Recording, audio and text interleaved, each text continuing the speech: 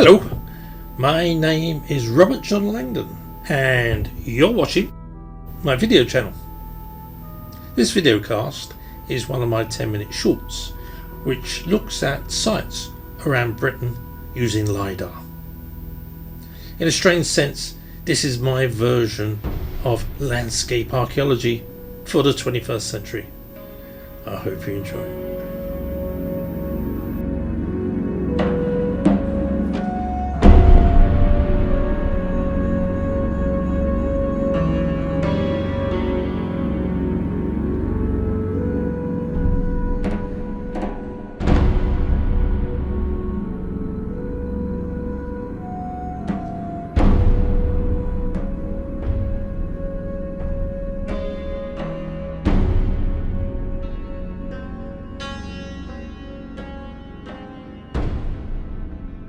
This week we look at Avebury Phase 3, which is the construction of Silbury Hill, the largest man-made mound in Europe, and the avenues that led to it. Before we do this, we need to do a quick recap, just in case you haven't looked at the previous two videos on this area. Now this is Avebury, the site around Avebury. And on here you can see quite clearly Windmill Hill, which in the first video we show that these ditches around the edge at an angle met the River Kennet. This is the River Kennet. This is not sea level. People get very confused. This is a river, and this river, which runs towards the contours of the landscape, ran down here towards the Avon and this way towards the Bristol Channel. This is the Kennet as it was in the Mesolithic period, and you can see therefore Windmill Hill would have been constructed in the Mesolithic period as it was built on the edge of the river as we knew it then. And that's roughly about 180 metres high at this point here. We then saw that during the Mesolithic the rivers would have dropped, and we get to a position in the Neolithic period where, or the very early Neolithic period, where the waters would have dropped to about, we've got about 56 metres here. Now at this point, the access to this site was impossible, and therefore they built a new site here, which we know as Avebury, with its massive ditches. And its massive ditches would have been filled with water because the River Kennet, which runs this way, would have cut into the west of the site into the large ditches, and this is what we showed in great detail on video number 2, phase 2 as I call it. This week we're going to look at now Silbury Hill and phase 3. Because what happened during the Neolithic and probably maybe the early Bronze Age, dating is very difficult, the rivers would have dropped even lower, and so this access point would have finished. We can't get our boats into Avebury, and so we have to find another route. Now logically you say, well, why don't you just it's probably a little bit lower than this, well, I've gone too far. Why don't you just drag the boats across land? Now this would be quite marshy. This would have been, there may have once upon a time been a dike coming across, and I would imagine that there would have been a dike here which is now covered by the road, which would try to keep the access open as long as possible. But eventually, as you see here, it dried up rather rapidly, and now we're looking at just 152 metres. This landscape dries up quickly, and therefore when the rivers dropped, access to this site would have been limited. And so what they've done, they've actually built the harbour, which needs deep water. It's not a little bit of water, obviously large water. Therefore we can surmise that the boats may actually be ships. These could be quite big. Now if you're the boats or ships that took the large stones to Avebury must be quite massive. They're not canoes, and therefore what we have a look, what we see here is that a new site was created about here. We know this has all been channeled out by hand, and this is what's called Silbury Hill. Now what we do, we'll have a quick look at this. This is Silbury Hill mound here. As you see, it's quite prominent, and what we see underneath here is the effort which was made to dig out this area to make sure that this was an actual harbour for boats.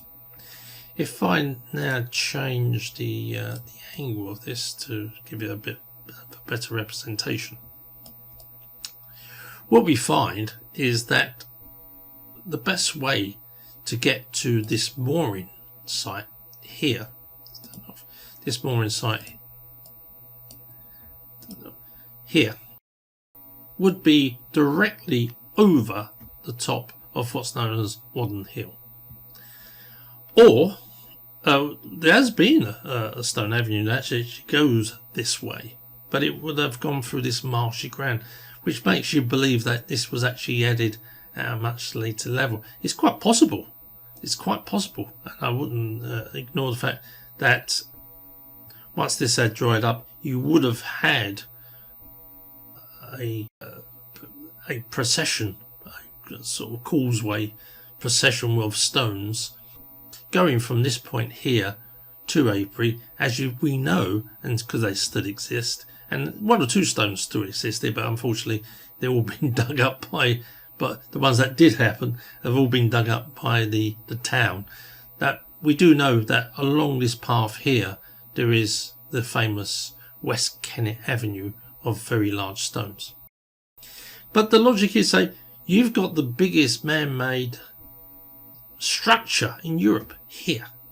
Now it's been made for a particular reason. Now archaeologists seem to ignore the connection between Silbury Hill and Avebury, which I find rather annoying because it's in the same locality, for goodness sake. So it's not rocket science to believe that one is connected to the other. But to date, well, up to 2014, archaeologists have failed to find a connection between the two, and so it's been left very separate. Fortunately, on one of my summer trips, I actually found the lost stone avenue, and there's a book which is I'll put up here, which you can see, and I published pictures. Unfortunately, I didn't have my drone available. Several years later, I've been going back to try and find the stones, and I've been unsuccessful. But what I found is that there are a pathway of stones, well, stone holes, and the stone holes have left their mark, which is usually a green surface against a yellow background, which you see in the photographs. And that's because they're deeper. They're deeper holes, obviously, because they've taken these large sarsen stones. When they've been filled in, there's more, because it's a very chalk background, there's more subsoil in the holes, which makes them go greener and shows up as a crop mark. Now these go across, as you see here, and down Waden Hill, which is logical, because what we have found from my discovery is that if we actually let's turn this round, if we actually go down to the end, the natural, so it leaves here, it goes over one hill. There's all at the top here barrows. Let's go and have a look at that here. Let's have a closer look at the barrows. We've got going across this hill here. We know it's been used because here are empty barrows. They've been ploughed through. This is all now someone's big field, and they've spent the last, I don't know, 5,000 years ploughing it up. So there's not a lot left. We got a remember something there. Who knows what that is? You're not allowed it. It's private property. In fact, quite interestingly, a friend of mine, Bob, was walking up here, and he found people excavating this area here, and he thinks they found a recumbent stone. stone that's flat in the ground. He did ask about it, but they refused. They refused to tell him anything due to the fact they want to claim the discovery some 10 years after I actually found it. But then again, that's archaeology for you. But eventually, when they published their paper, you'll find there was a path that went across there and down there. What I find interesting about this pathway, because it could have gone this way, but that's really, really steep. And if you're taking goods by cart, which it would have been, it'd be like a cart route. If you're taking goods by cart, go down, you'll need ABS brakes. It's not going to happen. This is a much sensibler, longer, but actually more shallow route. And this comes down. There's a nice little bump there. Oh, let's turn this off again. There's a nice little bump there. Don't know what that is. It's quite interesting. But we find that it all comes down and it ends here. Now this, as I put in the book, is quite interesting. This was always believed to be this is the Roman road A4. This was always been seen as a rubbish dump for the road. Apparently, that was the logic. It's clearly very large. It's not small, as we see from Silbury Hill. This is not a tiny little landscape feature. This is quite big. Now, in 2012, a photographer sent details. He took photographs and sent details off. This is the River Kennet underneath here. See, this is the Kennet. So there's all springs around here, huge springs which would have filled in the Bronze Age, the Neolithic, and the Mesolithic age. There's this mound here he called Silbaby, because it's baby of Silbury, which is fine. And he put forward the proposition that is actually historic, prehistoric, which was poo-pooed because they said no, it's just a mound. But what you find that it's actually on the old maps, Stukely's maps, and on Stukely's maps it shows this mound. So it's been around longer than the A4, certainly. And it's probably very unlikely that the Romans piled all their rubbish in a big heap to the side of one road like that, because it's pure nonsense, really. So they've taken core samples. They haven't excavated it, which is a shame, because the only way you're going to get proper dates is to excavate it. They take core samples and they now freely admit that it's at least medieval. At least medieval. Why? Because, at the end of the day, the only way you're going to find out the date of this is to actually get to put a core sample from here all the way down the back. They've been putting ones into the side, which is lovely, but these bits get very new. Clearly, if this has been around for 5,000 years, some of this will get eroded. Some bits will have been dumped on. People will have had campfires on top, and it's foolhardy archaeology. The only way you're going to get a proper, real scientific date is to take that all the way down to the bottom, find out where the original level is, and take a core sample from there and get that radiocarbon dated. That has not been done, and until that is done, we'll never get a real date for this. But clearly we have already seen one of these on, would you believe, Old Sarum. If you go and look at my Langdon Investigates on Old Sarum, you find identical, and with the river around it, landing. It's a landing point for ships. Ships would have come in, landed here, unloaded their goods, and take it via what I call Silbury Avenue, which I'm sure the archaeologists will rename because they don't like me. For obvious reasons. Can't have that skeptic naming something. So they would have unloaded, take that across all the way down to Avebury, and that saved them obviously when this river dried up. They couldn't get their boats. These would have dried up as well and be the large ditches we see today, and that's the problem. When you start dating these ditches, you're dating ditches when they were last used, and they were last used at the end of the Neolithic. So you're going to get at best late Neolithic dates rather than the dates when they were first constructed, because the only way you can do that is same as Silbury, is to take excavation through that mound and find the bottom of where the original land surface is, and you date stuff from there. You do not date bits from ditches. The modus operandi of archaeologists is fundamentally flawed, because they ditch sites from what's in a ditch, and a ditch has been open for so many years. It's going to have a multitude of dates. It's a complete nonsense, sadly. So that's Silbury Hill. That's Silbury Avenue that went over Silbury Hill. So what's this thing then? Why is this here? Well, I've left it to last because it's obvious. It's a fire beacon. What we've now found, and there's, from time to time, when we have to, we do proper archaeology. Fantastic.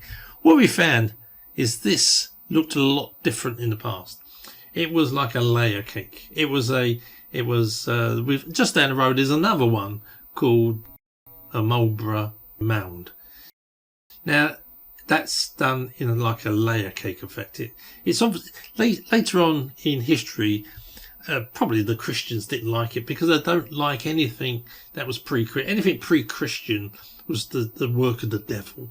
And so what they've probably done in Christian times is made it round. They've covered up the layers that were in it. But we now know there's been proper archaeology done. This was built over hundreds of years in different layers. Okay, so what do you do? What is built by the edge of a river in different layers to make it go higher? And the logic is, it's a fire beacon. At the end of the day, you start low, you light your fire. You'll get people from the vicinity where the fire shows. How do you know that the car boot sale, your local car boot sale's on? Well, if you've got a calendar, you know it's on a Sunday. Fantastic. Probably didn't have calendars in them days.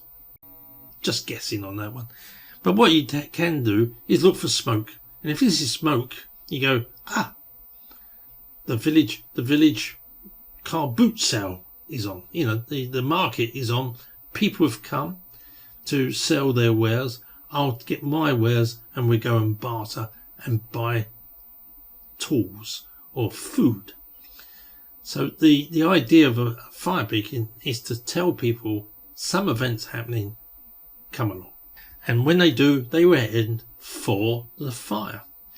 The fire is on this side. They will park their boats on the deeper waters here. They will unload their boats here and moor their boats here, and they'll take their goods to market.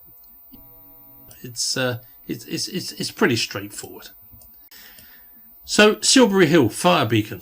Now, even during the Neolithic period, the waters would have dropped, and certainly by the Bronze Age, Silbury Hill may not have been able to be used. The water, the Kennet was carried on, but these water levels would have got lower, and you can see exactly the problem you would have. You wouldn't be able to unload your boat there unless you want to climb a mountain. It's just impractical. So they moved themselves to another site, and we call that site the sanctuary. And this is the sanctuary, probably in the Bronze Age. maybe late. Maybe it could be Iron Age. They could have maybe used this site up to the Iron Age. It's almost impossible to tell at the moment because there's such little archaeology. But here you've got the sanctuary, and the sanctuary, as I said, lies at the end of the West Kennet. Now, what I find interesting with this, the West Kennet really doesn't go, although it's there, it says it lies there. West Kennet sort of disappears around this area. Now, that's no great surprise because this would have been probably the area you would have actually, if we go from top down, makes life easier. This is the area that you would have probably brought your boat. The sanctuary would have been a mini lighthouse. Simple enough. I've done another Langdon Investigates on Woodhenge. If you want details of how they built this structure and the size of the timbers, take a look at that. But basically, you've got unnecessary 24-inch, 2-foot wide timbers, which take a long time to chop down unless you've got metal tools. But even so, if you've got 2 meter wide pillars, you're building something high. You're not building something that looks like a little one-story house, which I've seen as a representation of the sanctuary. It's just nonsense. If you've got a 24, you could do that. You could do that with little. If you want a 12-foot high house, you can do it with a bit of 4x2. I mean, the biggest tree trunk you need is 6 inches, not 2 feet. If it's 2 feet, it's going to be a lot higher than a single-story house. It's common sense. There's no common sense in archaeology. It's just speculation. People say, "What's the sanctuary?" And they go, "Oh, it's ceremonial." It's nonsense. Absolute. It's a little bit like the ditches at Avebury. When I tell you it's ceremonial, they dug down 35 foot. Part of the is ceremonial. What is that ceremony? Is it the ceremony of the digging of the ditches? We've got nothing better to do in life like hunting food or looking after the kids. Let's dig a ditch that is 35 foot because, it appeases the gods. What a lot of rubbish. But that's archaeology today, sadly. No common sense. The sanctuary was probably a mini lighthouse to show people, particularly at night, where to park their boat. Avebury, if you go to Avebury, you would have grounded your boat. Too late. You wouldn't have a boat anymore. You've just put it on the wasteland marsh, and you'll never get it off. Bit of a waste of a boat. So what you do, they would have built the sanctuary. They might have actually kept that. They might have, why not? They might have lit this to get, because it's higher, to get a greater view. This is quite high as well, by the way. This is almost on top of the ridgeway. So this is probably about the same height. So actually lighting the sanctuary, if the sanctuary was, say, 50, 100 foot high, would probably be equivalent of Silbury Hill. But people would know, because it was lit, that they would have to park their boats here or just round the corner from here, which is probably this beach here. I would imagine, because we can't get an exact representation of how the river looked in the past, I would reckon that what you have, and this is quite interesting because you've actually got a lot of going on here in LiDAR, so it's always been sort of used at one point. I imagine that would probably be the river level at the time of the sanctuary. You don't use the sanctuary, and the interesting thing, there is little to no evidence of West Kennet Avenue past this point here. You've got them up to here. Everybody who's walked to this part, it stops here. You've got one over here somewhere. You've got this sort of little pathway here, which is quite interesting. I would imagine people would have beached their boats all along here and then walked to Avebury and walked to Avebury from this beached area. And that beached area would have been highlighted by the sanctuary. The boats would come in, you would see that, oh, we're here, we're parked as close to this as possible. The large stones will actually show them this is the way to Avebury, you know. So it's not rocket science really. So you park your boat, you use the West Kennet, and you go to your trading point at Avebury, which kept it alive for another maybe 1,000 years. I mean, we're talking about a long period here. Okay, well that's it. We've now given you Avebury Phase 1, Windmill Hill, Phase 2, the main site, Phase 3, Silbury Hill, and the sanctuary. We've combined them into one because it's the same thing. These are mooring points for beacons. One's a land beacon, and one would probably be one of the first lighthouses in the world. Well, that's all we've got time for this week. Tune in next week for another edition of Langdon Investigates, where we look at another ancient site. Until then, subscribe below to make sure you're informed when new videos come on the video channel. Until then, thank you for watching.